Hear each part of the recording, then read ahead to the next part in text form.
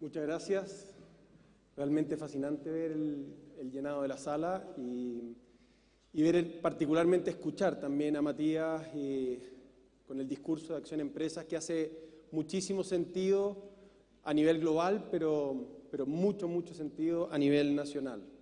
Y parte de lo que yo quiero transmitirle es cómo se está viendo el escenario chileno a nivel global.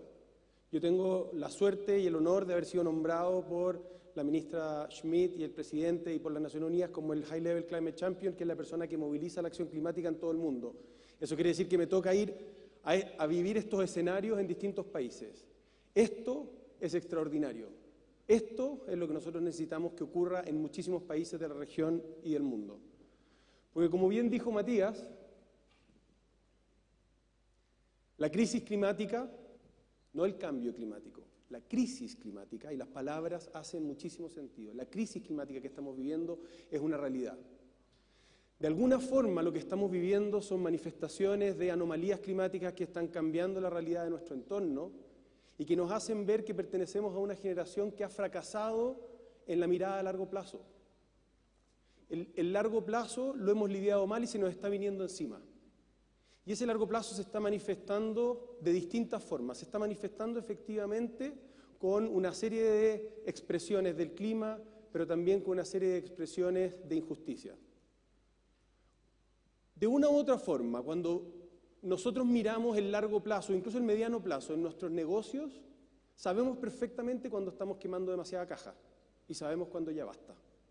Sabemos perfectamente en nuestra vida cotidiana cuando nos estamos desplazando en el auto y tenemos que pasar a cargar combustible o algunos cargar electricidad. Y sabemos cuando ya basta. Sabemos incluso cuando tengo hambre o tengo frío y tengo que hacer algo. ¿Qué nos pasa que frente a esta evidencia seguimos creyendo que aún no es suficiente? Porque ya es suficiente.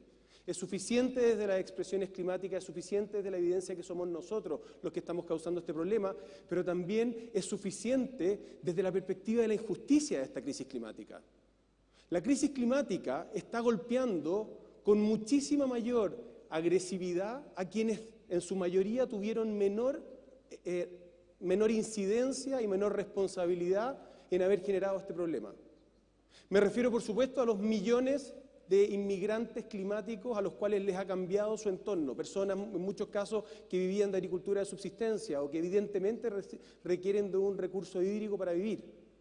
Me refiero, por supuesto, a la lógica de países que han sido menos causantes del problema respecto de los que han sido más causantes del problema. Me refiero, por supuesto, a empresas que se han desarrollado a partir de quemar combustibles fósiles o degradar entornos naturales y, por lo tanto, cambiar las condiciones del clima respecto de empresas o empresarios que están queriendo posicionarse en el entorno verde.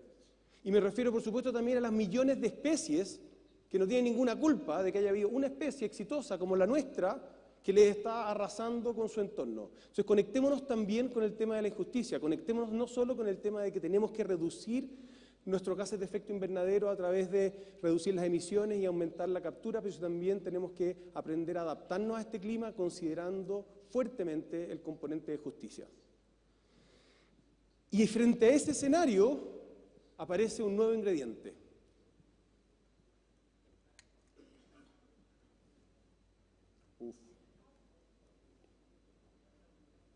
Existential crisis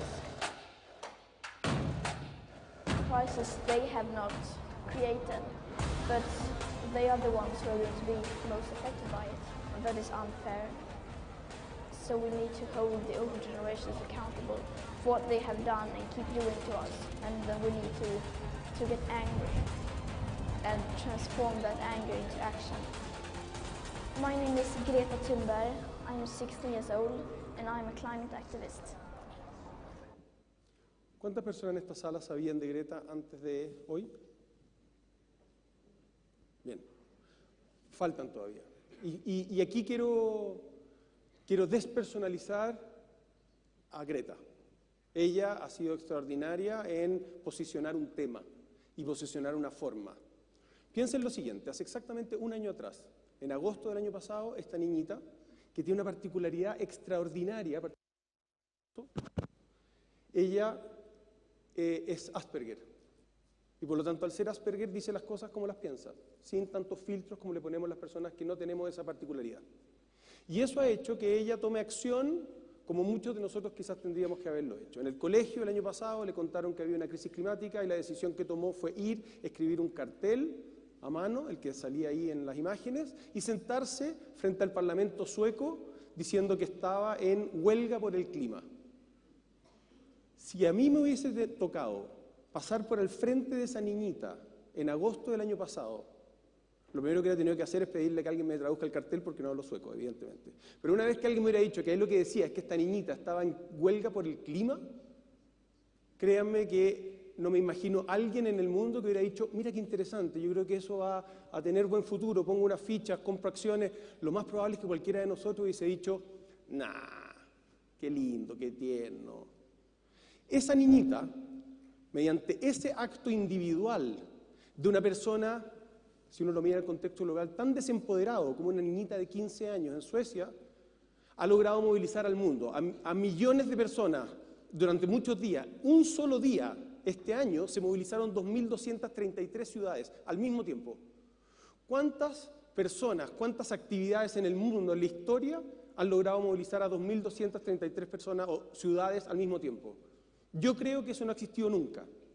Y por lo tanto, frente a lo que estamos observando es la evidencia de que hoy es factible que una persona tan pequeña como ella logre hacer algo que era impensado.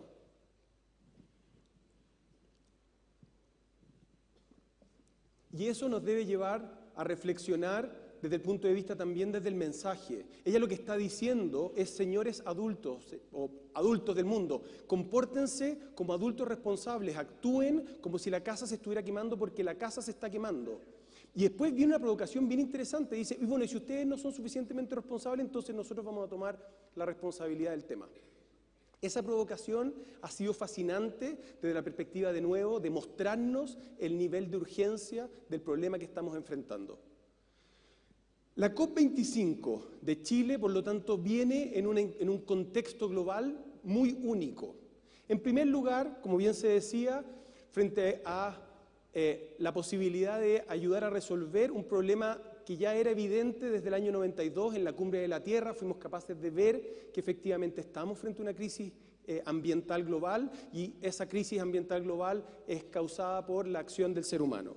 Ahí es cuando se crea la Conferencia de las Partes. La Conferencia de las Partes, el Convenio Marco de las Naciones Unidas para el Cambio Climático, tiene en su tercera versión, en la COP3 en Kioto, un primer indicio de para dónde pueden ir algunas de las principales herramientas para resolver este tema. Primero define que hay países efectivamente que se han desarrollado causando en alguna medida este problema, y otros países que necesitan encontrar una vía de desarrollo sin tener que recorrer la misma ruta de degradación. Y por otro lado, pone mucho foco en los gases de efecto invernadero. O sea, desde hace 25 años que tenemos certeza de que el problema en la simplificación tiene que ver con cuántos gases de efecto invernadero estamos emitiendo a la atmósfera y cuánto incluso hemos degradado la capacidad de secuestrar ese carbono.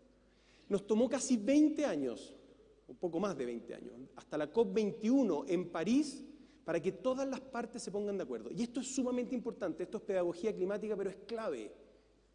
En la COP, las decisiones se toman de forma unánime, no es mayoría voto gana. Y por lo tanto, la probabilidad de que las 197 partes se pongan de acuerdo y firmen un mismo documento, incluso que le hayan ratificado 195 de ellas en menos de 11 meses, es un caso extraordinario, que por lo menos debiéramos sentir que es tan inusual que puede que nunca más pueda ocurrir. Eso quiere decir que todos debemos comprometernos y cuidar el Acuerdo de París. El Acuerdo de París es una de las grandes joyas de la humanidad. Nos debe hacer soñar y creer en que no solo existe la posibilidad de fortalecer el multilateralismo, sino que como seres humanos somos capaces de ponernos de acuerdo. Ahora, después de París y hacia la COP de Chile, de Santiago, este año, han pasado ciertas cosas. La primera, que es evidente para todos, es que las condiciones políticas del mundo han cambiado muchísimo. No tenemos el mismo nivel de congruencia o de consistencia o de alineamiento político a nivel global que teníamos en esa fecha. Por lo tanto, eso implica que de una u otra forma un tema que estaba allá arriba, 30.000 pies de altura, eran los líderes del mundo que lo estaban decidiendo, de repente empieza a caer al terreno. Y este tema empieza a entrar en nuestras agendas. ¿Por qué? Porque lo que viene a continuación ya pasa a ser responsabilidad de todos nosotros. El Acuerdo de París se implementa o se empieza a implementar 5 años después de haberse firmado. Es decir, a partir del próximo año entramos a la etapa de implementación de París. Nosotros, chilenos, nosotros en Santiago vamos a recibir una reunión que tiene la virtud de ser aquella que debe preparar las condiciones para que todo el mundo entre en la fase de implementación de París.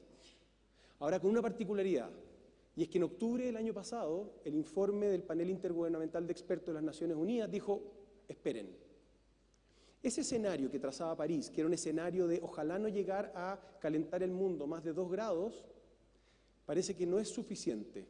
Y tenemos que tender a que el mundo no se caliente más de 1,5 grados respecto de cómo estaba antes de que empezáramos a quemar combustibles fósiles, antes de la era industrial.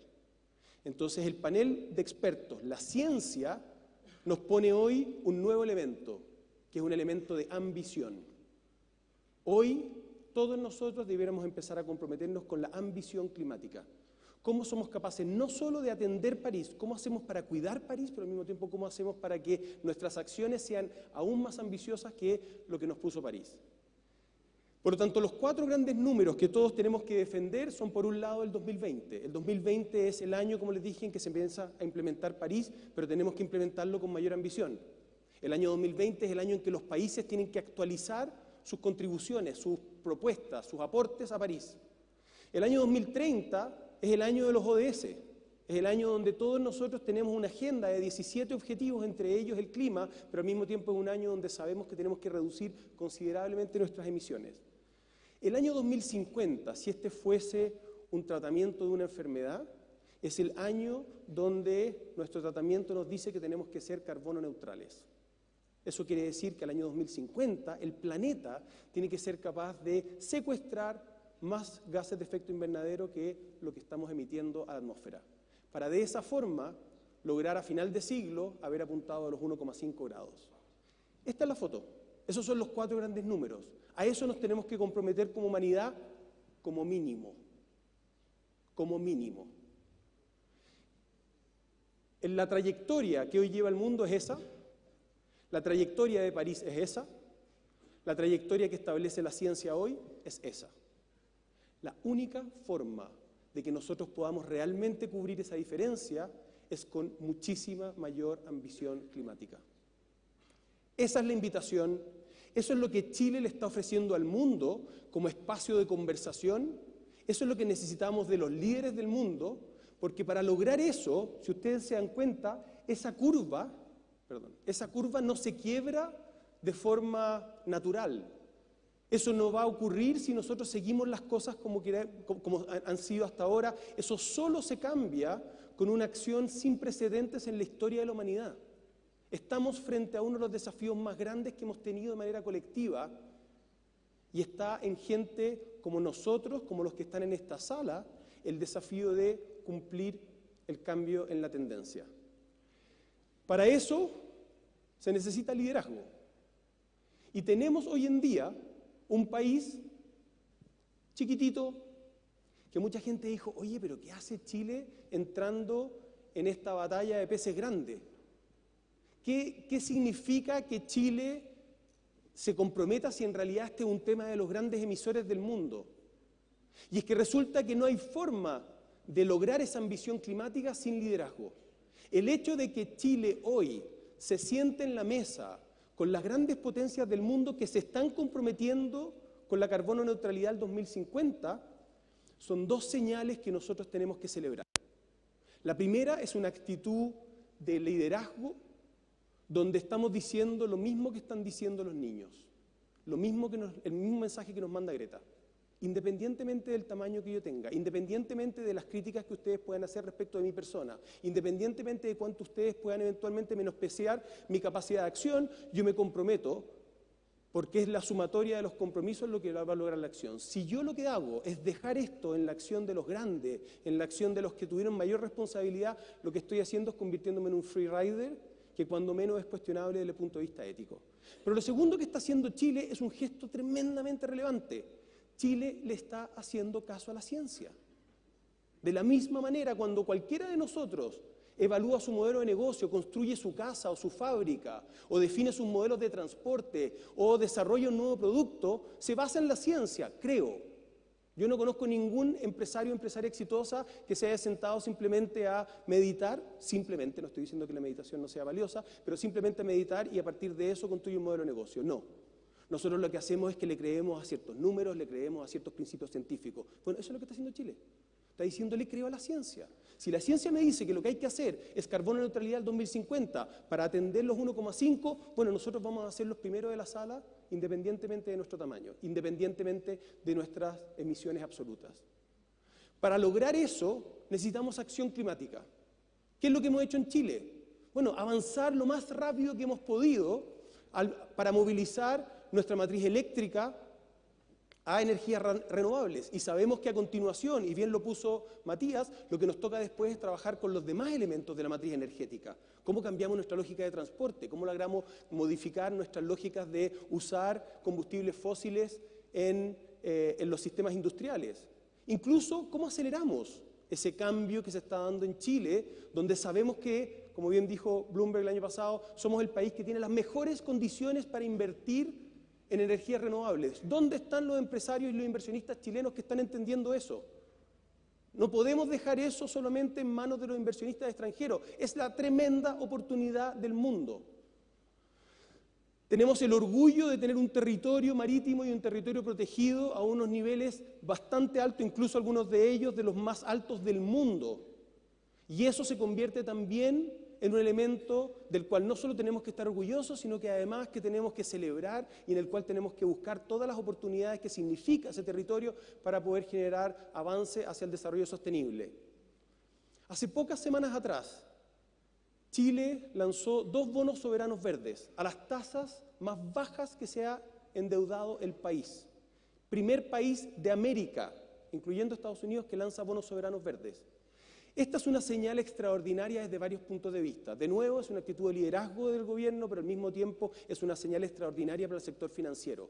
Llegó el momento de los ESG, llegó el momento de los PRI, llegó el momento en que todos los inversionistas del mundo van a escapar, van a hacer una avalancha de salir de los combustibles fósiles para entrar a las energías renovables, salir de la lógica de la economía lineal para entrar en la economía circular. Eso está ocurriendo. Y de nuevo es una oportunidad cuyo valor lo van a capturar los líderes, los que vengan detrás van a pagar el precio. Eso está pasando en Chile como un ejemplo para el mundo. ¿Qué es lo que pasa a continuación? Que sabemos que tenemos un gran objetivo, y ese objetivo está muy bien representado en los 1,5 grados en la carbono neutralidad del 2050, y para eso tenemos una sola forma, que es acción climática ambiciosa entre todos los actores, estatales y no estatales. Ese es el momento que estamos viviendo como nación, ese es el momento que estamos viviendo como región, donde además están pasando cosas que evidentemente nos complican, pero al mismo tiempo hacen que Chile sea una luz de esperanza. Y eso tiene que ver de nuevo con seguir a la ciencia. Se acabó el momento donde esta discusión era una conversación ideológica, eventualmente política o emocional. La gracia es que hoy en día estamos hablando de datos tan concretos que logran unificar a distintos sectores políticos, a distintos sectores empresariales, incluso a toda la ciudadanía. En Chile, en la COP, queremos darle cierta relevancia a algunos aspectos que sabemos que son fundamentales. Las finanzas va a tener, como lo está teniendo en el mundo, el rol de ser un catalizador, de ser un acelerador de la acción climática. Y nos corresponde a todos, como usuarios, como inversionistas o como depositantes y usuarios del sistema financiero, el exigir que efectivamente las finanzas se movilicen hacia finanzas responsables, se movilicen hacia finanzas limpias, circulares. La electromovilidad, el transporte, donde Chile está dando señales extraordinarias al tener hoy en día la mayor flota de autobuses eléctricos fuera de China en el mundo, y eso está siendo copiado también por los mecanismos de financiamiento que estamos utilizando. La economía circular, son pocos países en el mundo que tienen hoy en día un roadmap de economía circular y tienen la economía circular dentro de su programa de gobierno. Hoy tenemos en Chile el Plastic Pact, el tercer país del mundo que arma un pacto por los plásticos que agrupa a todos los sectores involucrados en esa cadena de ese material. Las energías renovables, de nuevo, como un elemento diferenciador de nuestro país. Las soluciones basadas en la naturaleza, el rol que cumplen los bosques. Esta discusión que estamos teniendo en Chile respecto de si plantaciones, respecto de bosque nativo, especie exótica, especie nativa.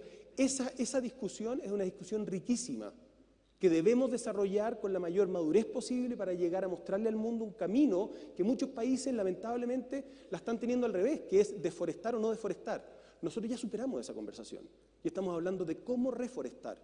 El océano, dentro de las soluciones basadas en la naturaleza, esta es la Blue COP y está poniendo al océano como un elemento central en la conversación climática.